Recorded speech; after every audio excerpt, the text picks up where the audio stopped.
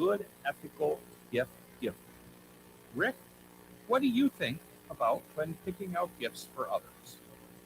I'm probably the wrong person to ask about this because I think that I'm not a very good giver.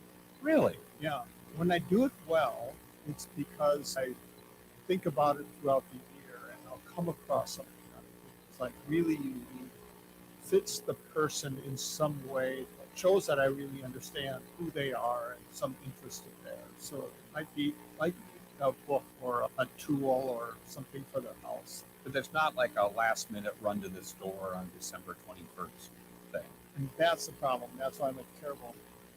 Lots of times I'm the person who is running out at the last minute trying to say, okay, who's on my list and what can I get? And that's really the wrong way to do it.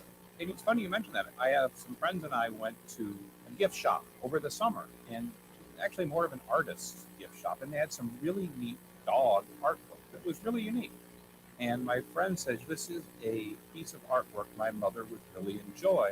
I'm going to get it today, and it'll be ready for Christmas. And I think that's, in a way, what you're saying is be open to those ideas as they occur. Yeah, I had an aunt who did that. And I remember like being just amazed growing up that every Christmas she would have something really thoughtful that each person in the family she gave a gift to was just delighted by it. And without spending a lot of money, but she shopped all year long for this list of people. And I thought she was exceptional because she showed that she was really thinking about the person. You admitted on the top here that you're not the world's best gift giver, but you still give gifts. I do. So I guess the question is, do you go out of your way to ask those people what they'd like or not? Generally not. I don't like to do that. And in a way, what I've started to do more as I've gotten older is follow Emerson's advice, which is that the best gifts are flowers or fruit because they're beautiful and they're also ephemeral. And in that way, they bring joy to a person's life, but they don't promise to be more than they are. In a way, they symbolize our friendship, which also brings joy and is ephemeral, and how we should appreciate the relationships we have with one another while we have them. I'm not going to name names because maybe they're listening, but I had a discussion with a family member once, and this person was saying she was disappointed in her father because he always asked what she wanted for Christmas. And every year she's, by gosh, you should know me well enough, you shouldn't have to ask. And I agree with that because it does seem if you're buying a gift for someone, you should at least know them well enough that you have a sense of what they might like. But is that a maybe too harsh of a response? I think it is because you can care for somebody quite a bit, but not be the kind of person that pays much attention to how that is expressed through giving. And there are some people that just don't think in that way.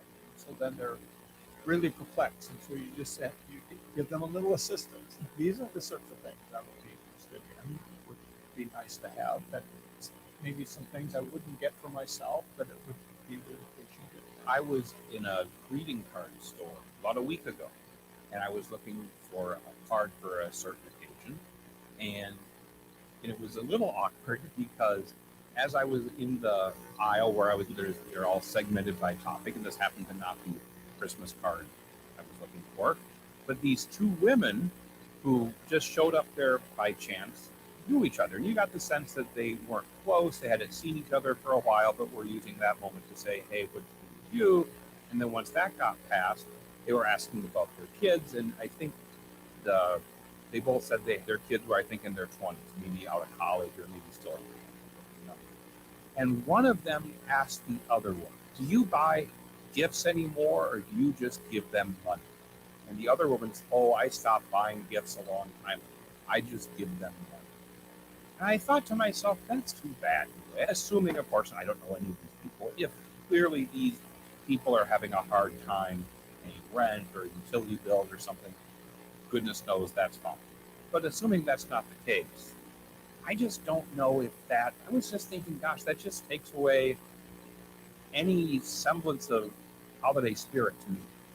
It does to me too. There's something really wonderful about giving gifts and participating in the kind of exchange.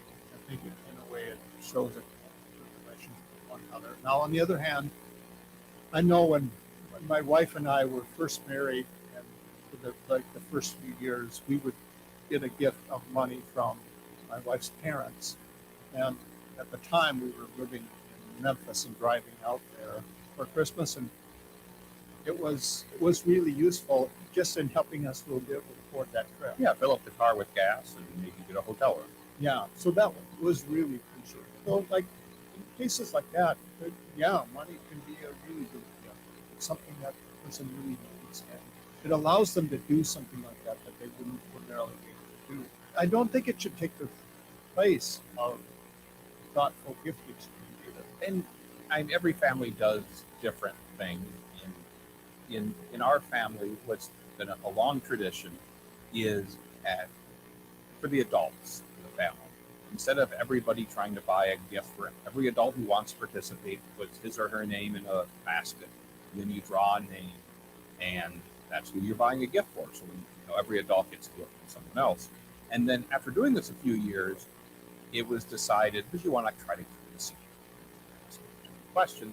So in addition to putting your name on the slip of paper that gets dropped in the basket, to also put a list of 2 or 3 things on the thing. And every year, I'll admit it's a challenge. And I'm probably a difficult person to buy things for because there's certain things. I just like certain things, and maybe I don't like certain other things. And I feel bad about somebody buying me a gift that I have no use for.